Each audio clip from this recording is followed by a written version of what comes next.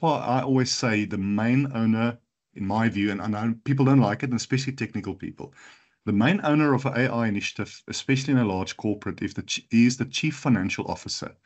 Because if it does not make an impact on your income statement and on your finances, then why are we doing it? Because the techies will want to AI everything, and we need them a hell of a lot. But if there's no financial aim to increase your market share, to reduce your churn, understand your competitors, understand your clients better, you don't need AI.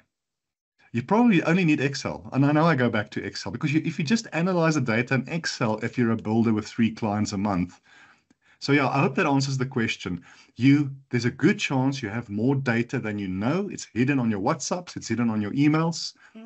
There are ways to extract it and make meaning from it, but you should not fear not having enough data.